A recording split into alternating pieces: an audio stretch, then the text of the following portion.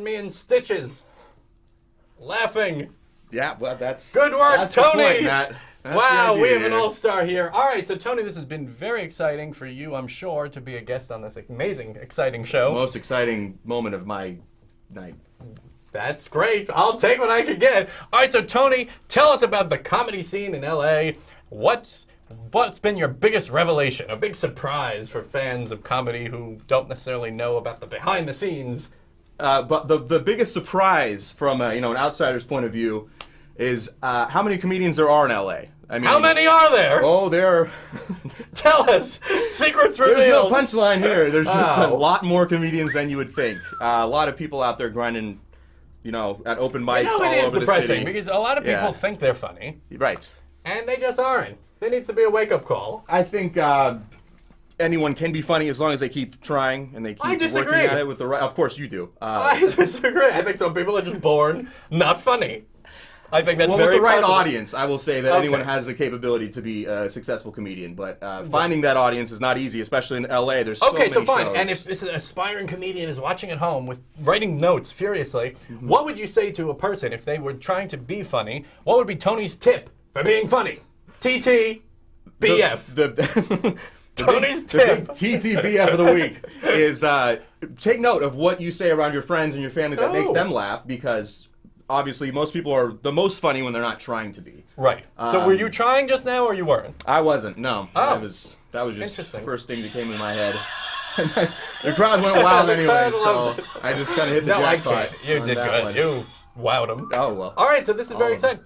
All right, so also, do you think then, for comedians who are pursuing comedy in LA, are there other side avenues that you have found interesting career pursuits? Anything else you recommend for people? Well, most comedians are, they're actors. They do Actors. improv too. Some of them are even musicians. They're like, they play guitar on stage to go along with their jokes. Right. I think as long as it's something that you actually care about and that you're good at, you can. Why? So true.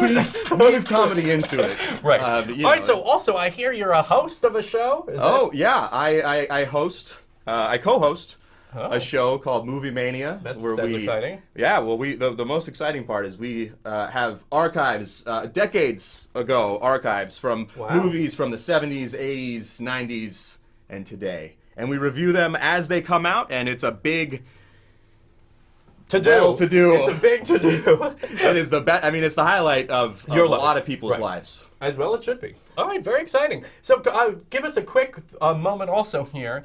What has been a moment you've bombed as a stand-up comedian? Oh, my goodness. And what was the reaction, and how did it happen?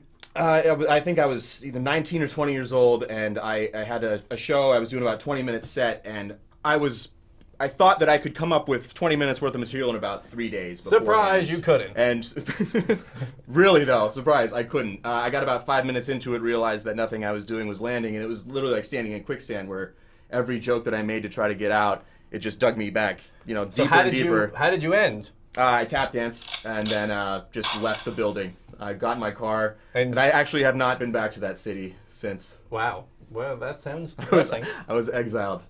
The only time I Game of Thrones bombed, style. in case you were wondering, I was wondering. was I did a very political comedy routine where it wasn't necessarily joking about being Republican. I was just more like, hey, I'm Right. Republican, deal with it. And you came across a liberal audience, I'm guessing? Yes, in California, so it wasn't much of a shock. Shocker. And people were not fans. So I realized if I'm going to joke about politics, I got to be like, hey, I'm an idiot. That's why I'm Republican. You got to really try to sell them on that. You just- That was funny. That was funny. All right. So, also, what are your tips and tricks? Because if you're a hilarious comedian, we'll wrap this up here. Yeah. Not if. I mean, you are a hilarious comedian. Sorry, I don't want to be offensive. If I were to If be you one were a day- hilarious comedian, what would you recommend? What you'd want to see on a late night talk show like Schneider Factor Live? What do you think would be a fun segment? What do the fans want to see? What do fans want to see from a comedian or from the host? From the show in general? From a show, a funny segment show. Just be innovative, Jimmy Fallon's got his lip sync competitions. Jay Leno had his jaywalking where he talks to people on the streets. Find something that is uniquely Schneider Factor and something that you're good at. I think if you just go out there trying to piss people off, that'll bring comedy gold to the Schneider Factor show. Sounds like a train wreck to me, but it might work. Perfect. All right, actually, you're right. Schneider on the Street will be returning in future weeks. I hit the street and interview people and annoy them.